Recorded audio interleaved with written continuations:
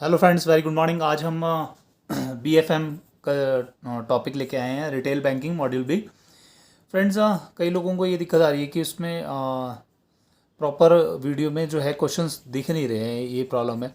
तो हमने कोशिश किया उसको फोकस करने के लिए, और एक और इस चीज़ का हमने सॉल्यूशन निकाला है कि आप जैसे अगर हमारे कोई इस नंबर पे 0827947070 पे या फिर हमें मेल ड्रॉप करते हैं, तो हम आपको क्या करेंगे कि पूरे पीडीएफ नोट्स वगैरह जो हम वीडियो में डिस्कस करते हैं, तो वो आपको मेल कर सकते हैं या फिर व्हाट्सअप या टेलीग्राम के थ्रू दे सकते हैं। तो आप या आपका कोई फ्रेंड लेना चाहे तो इस वीडियो को आगे शेयर कर दें ताकि उसके पास ये नंबर चला जाए। ठीक है फ्रेंड्स, हमने इस चैप्टर के 100 क्वेश्चंस पहले ही कर चुके हैं, चैप्टर सॉरी इस मॉड्यूल के। तो अभी हम आगे जो है 102 क्वेश्चन नंबर से स्टार्ट करेंगे। जिनको स्क्रीन पे प्रॉपर नहीं दिख रहा है तो फ्रेंड्स सिर्फ इस वीडियो को 2-3 बार सुनेंगे तो आपको क्वेश्चन सारे याद हो जाएंगे, और यही क्वेश्चंस आपको बार बार देखने के लिए एग्जाम में मिलेंगे, क्योंकि बहुत मोस्ट इंपॉर्टेंट क्वेश्चन है। 10 साल के पुराने क्वेश्चन पेपर में से हमने चुने हैं। फंडिंग रिस्क है, time risk, call risk are the type of, किस तरह के रिस्क होता है ये? लिक्विडिटी रिस्क के टाइप हैं तीनों। ठीक है, when a bank is unable to undertake profitable business opportunity when it arises dash risk occurs, तो ये क्या होता है? कॉल रिस्क हो जाता है। ठीक है, which of the following methods to measure market risk is based on downside potential, तो ये होता है VAR।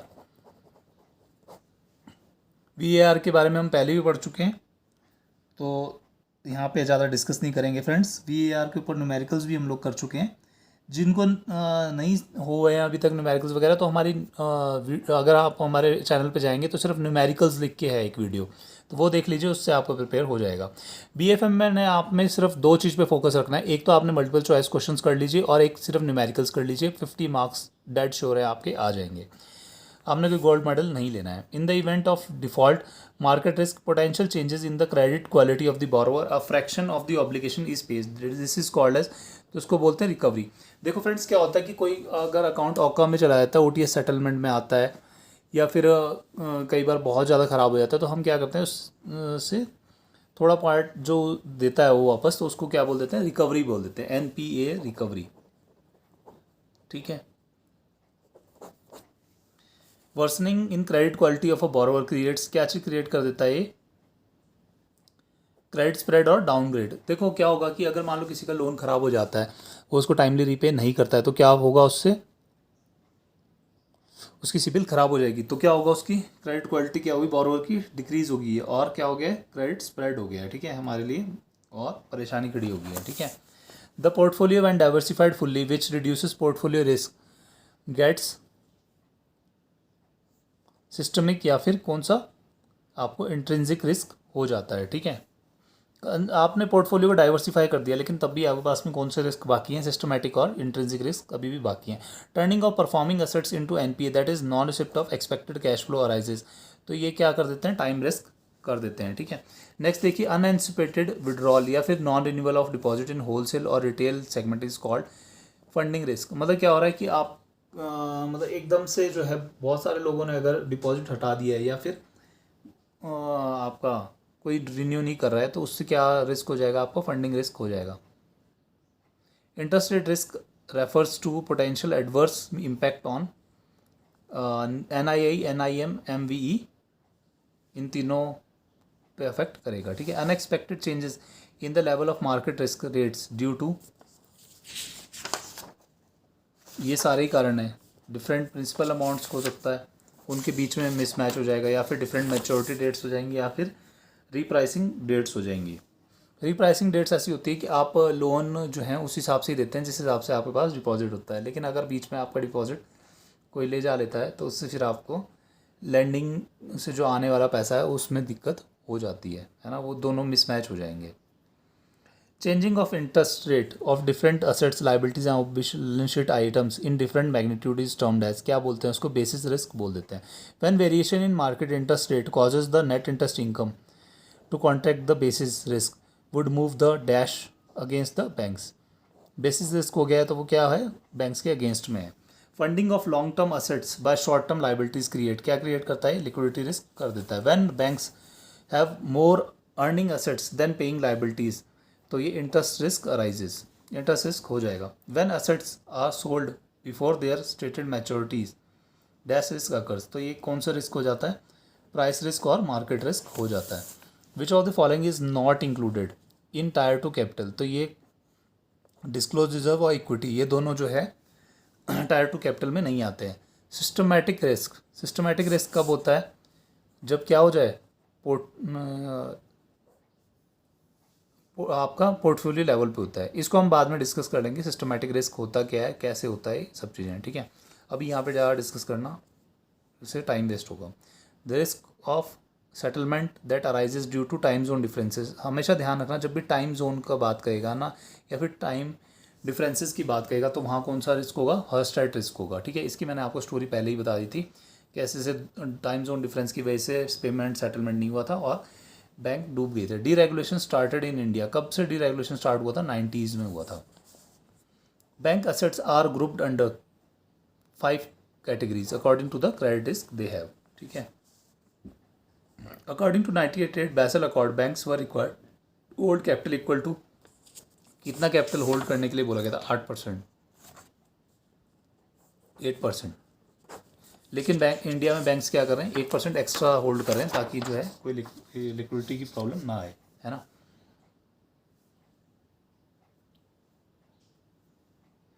Bank debts are categorized at dash risk, तो ये होते हैं 20% रिस्क पे, ठीक है।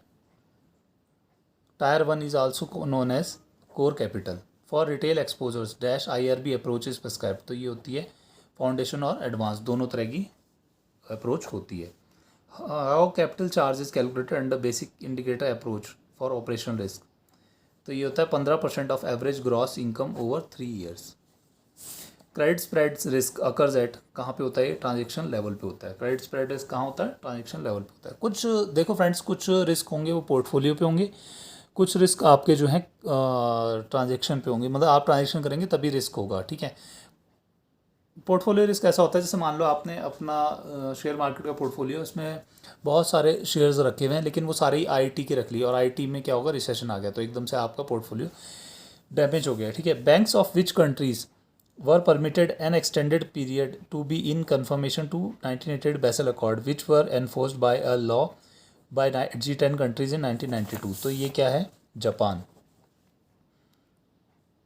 जापान में जो है 1 साल और एक्सटेंशन मांगा गया था, ठीक है।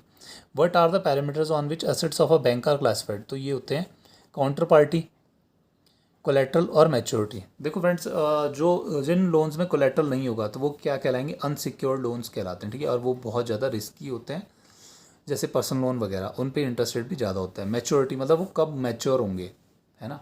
मान लीजिए सारे लोन आपके कल ही मैच्योर हो गए तो आपको क्या हुआ फिर, और आपने और लोन दिए नहीं है तो क्या होगा? आपको एकदम से लिक्विडिटी मिसमैच हो जाएगा। Failure of the whole banking system is known है, सारी बैंकिंग सिस्टम ही खराब हो गई है तो क्या होगा? सिस्टमिक रिस्क हो जाएगा, ठीक है। एक बैंक के डूबने से सारे बैंकों को असर आ गया तो वो क्या कहलाएगा? सिस्टमिक रिस्क कहलाएगा। Counter party risk is viewed as a dash risk rather than credit risk, तो counter party risk mainly financial risk होता है, ना कि क्रेडिट रिस्क होता है, ठीक है। क्रेडिट रिस्क कब होता है? जब कोई बोरोवर ना पे करे, बोरोवर जब नहीं पे करेगा तो क्रेडिट रिस्क होगा। Rating migration is a method of, क्या होता है? असेट स्टैंडर्ड ऑफ रेटिंग, ठीक है। रेटिंग माइग्रेशन क्या बताता है? असेट स्टैंडर्ड ऑफ रेटिंग को बताता है। Dash model of evaluating credit risk focuses on estimating the volatility in the value of assets, तो ये होता है क्रेडिट मैट्रिक्स। ये टर्म्स हैं Altman Z score, credit risk plus plus, credit matrix वगैरह, इन सबको आप डिटेल में पढ़ लीजिएगा क्योंकि इसके ऊपर भी कई बार बहुत क्वेश्चंस आते हैं। विच of the following statements is या आर नॉट ट्रू, देखो अब क्वेश्चन आ गया नॉट ट्रू के बारे में, तो ये आप सारे स्टेटमेंट पढ़ेंगे। तो इसमें जो 2 है, TRS captures only market risk, ये स्टेटमेंट गलत है। Rewards of proper management of operation risk are, क्या होते हैं?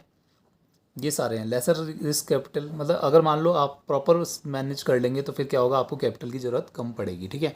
जैसे मान लो आप अपने खर्चे कम कर लो तो क्या होगा? आपको पैसा कम कमाना पड़ेगा। कॉस्ट रिडक्शन इन ऑपरेशंस, मान लो आपने ऑपरेशनल कॉस्ट कम कर ली है, जहाँ 5 कंप्यूटर की ज़रूरत थी आप 4 से ही काम चला रहे हैं तो आपका ऑपरेशंस में रिडक्शन हो गया। कंपिटिटिव एज, आपका कंपटीशन जो है पहले 5 लोगों से था, अब 4 से हो गया, तो आप क्या कर सकते हैं? अपने प्रोडक्ट की कॉस्ट भी बढ़ा सकते हैं, तो आपको क्या होगा? रिवॉर्ड मिलेगा, ठीक है। Communication risk is a type of, किस तरह का रिस्क है? ऑपरेशनल रिस्क है, मतलब आपको कोई प्रॉब्लम आ गई है और आप बात नहीं कर पा रहे हैं, जैसे मान लो कस्टमर है, कस्टमर बोरोवर है और वो रीपे नहीं कर रहा है और आप उसको इंटीमेशन भी नहीं दे पा रहे हैं, तो वो किस तरह का रिस्क हो जाएगा, ऑपरेशनल रिस्क के अंडर आ जाएगा। Back testing is done to, back testing इसलिए करते हैं ताकि compare model results and actual performance. मान लीजिए आपने कोई प्रोडक्ट बना दिया है, वो आप छोटे लेवल पे जब तक उसमें मार्केट में आप उसको लॉन्च करके नहीं चेक करेंगे तब तक आपको पता नहीं चलेगा। यही काम क्या करता है, बैक टेस्टिंग से करते हैं, ठीक है। Which of the following is not included in risk pricing, तो ऐसा क्या है, प्रॉफिट प्रोबेबिलिटीज़ जो हैं रिस्क प्राइसिंग में नहीं आएंगे। Credit risk can't be mitigated by, credit risk किस चीज़ से नहीं हटा सकते आप, एंटरिंग इनटू फॉरवर्ड कॉन्ट्रैक्ट्स, इससे जो है नहीं हटा सकते आप। विच of the following statements is correct, तो ये है, higher the risk in a business higher would be the capital requirement, मतलब बहुत ज़्यादा अगर रिस्क है बिजनेस में तो क्या होगा, बहुत ज़्यादा कैपिटल की ज़रूरत पड़ेगी, ठीक है। Interest rate risk can be reduced by derivatives of interest rate swaps, इनकी मदद से जो है क्या होगा, इंटरेस्ट रेट रिस्क को कम किया जाएगा। Central bank governors of G10 countries participate in the Basel committee on banking supervision, total number of members कितने हैं, 13। Methods of assessment of market risk are, कौन से होते हैं, ये दोनों, बेसिस पॉइंट वैल्यू BPV जिसे बोलते हैं और ड्यूरेशन मेथड, ये दोनों क्या हैं, मार्केट रिस्क को असेस करने के काम आते हैं, ठीक है। नेक्स्ट देखिए क्या है, counter party risk is a type of credit risk, counter party किस तरह का रिस्क होता है, तो ये क्रेडिट रिस्क में आता है। Credit default swaps captures only dash risk, तो ये counter party credit default swaps जो है क्या करता है, क्रेडिट रिस्क को कम करने में मदद करता है।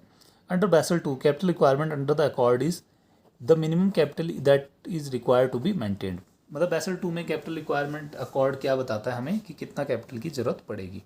Dash model is based on actual calculation of expected default rates and unexpected losses from defaults, तो ये है क्रेडिट रिस्क डबल प्लस। देखो मैंने पहले ही बोल दिया आपको, ये दोनों तीनों जो चीज़ें हैं इनको एक बार आप गूगल पे करके ना उसका आर्टिकल्स वगैरह लेके और प्रॉपर इसको पढ़ लेना, ठीक है। वैसे हमारी वीडियोस भी आपको इस पे मिल जाएंगी। Credit risk control and monitoring is directed by, credit risk control और मॉनिटरिंग कैसे डायरेक्ट करते हैं आप, ट्रांजेक्शन लेवल पे और पोर्टफोलियो लेवल पे। मैंने पहले ही बताया आपको, जब भी कोई ट्रांजेक्शन होगी तो उसमें क्रेडिट रिस्क होगा और पोर्टफोलियो पे भी क्रेडिट रिस्क का साया मंडराता रहता है। A transaction where financial securities are issued against the cash flow generated from a pool of assets is known as, उसको क्या बोल देते हैं, सिक्योरिटाइजेशन बोल देते हैं।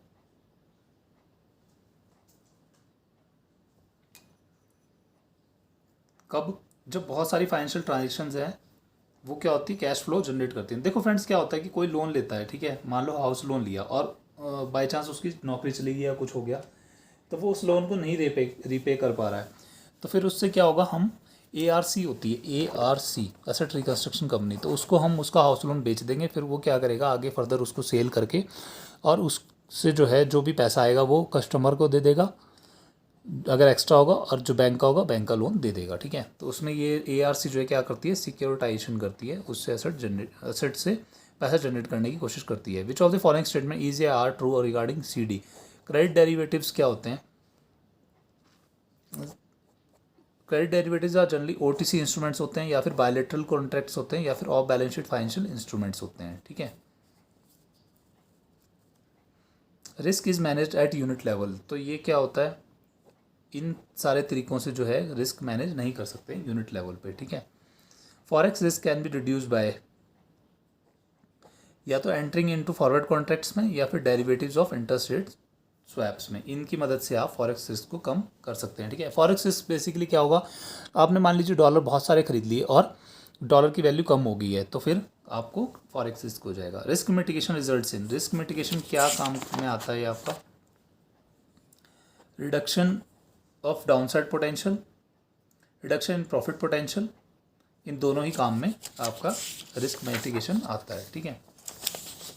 फ्रेंड्स इसका PDF भी आप टेलीग्राम और व्हाट्सएप पे ले सकते हैं। जीरो रिस्क इन्वेस्टमेंट इम्प्लाइज क्या होता है, risk zero variation in cash flow from investment, तो ये क्या कहलाता है, जीरो रिस्क इन्वेस्टमेंट कहलाता है। Standardize approach allows banks to measure credit risk in a standardize manner based on external credit assessment, ठीक है। Which capital is called second supplementary capital, तो ये टायर 2 जो है सप्लीमेंट्री कैपिटल कहलाएगा। और टायर 1 कौन सा कैपिटल होता है, ये होता है कोर कैपिटल।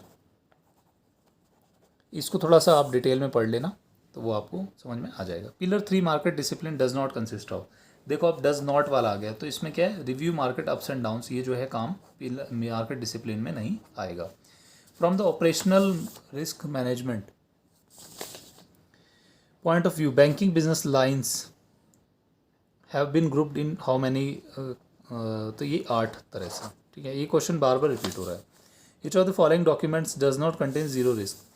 तो ये इन्वेस्टमेंट इन शेयर, शेयर्स में अगर आप इन्वेस्ट कर रहे हैं तो आपको बहुत ज़्यादा रिस्क है. बॉन्ड्स डिबेंचर्स में आपको फिक्स होता है कि इतना परसेंट, इतना आपको रिटर्न मिलना ही मिलना है. टर्म डिपॉजिट जो FDR वगैरह करते हैं आप, वो सब टर्म डिपॉजिट करते हैं, उसमें भी फिक्स होता है. गवर्नमेंट बॉन्ड्स तो वैसे ही सिक्योर हैं. गवर्नमेंट बॉन्ड्स जैसे ट्रेजरी बिल्स वगैरह वो सब सारे सिक्योर्ड होते हैं. ठीक है, तो सिर्फ ये वाला जो एक ऑप्शन था वो सिक्योर नहीं है.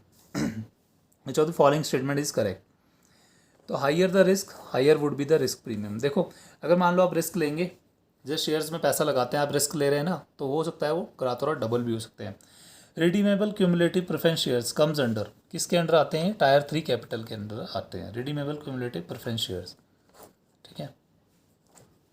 Risk of reduction in mark to market value of equities is market risk. Which of the following risk is not included in capital requirement under Basel 2. तो ये है कौन कौन सी रिस्क की रिक्वायरमेंट नहीं है, तो लिक्विडिटी रिस्क, इंटरेस्ट रिस्क और बैंकिंग बुक और स्ट्रेटजिक एंड बिजनेस रिस्क, इन सब की जो है बैसल 2 में नहीं इंक्लूड किया गया है. ठीक है. कैपिटल रिक्वायरमेंट बेसिकली क्या है कि आपके पास क्या करा गया, उन्होंने क्या बोला कि 8% कैपिटल रखना है, लेकिन इंडियन बैंक्स क्या करें 9% रख रहे हैं, 1% एक्स्ट्रा, सो दैट जो है अगर कोई डिफ़ॉल्ट या कोई ऐसी सिचुएशन आ जाती है जिसमें प्रॉब्लम हो तो वो उसको फेस कर सकें. और फ्रेंड्स ये वीडियो आपको अच्छा लगा होगा. ये सारे 10 ईयर्स के पुराने सॉल्व पेपर्स थे. काइंडली इन क्वेश्चंस को बार बार देखें ताकि आपका बहुत अच्छा मार्क्स आए पेपर में. Thank you. Have a nice day. Bye.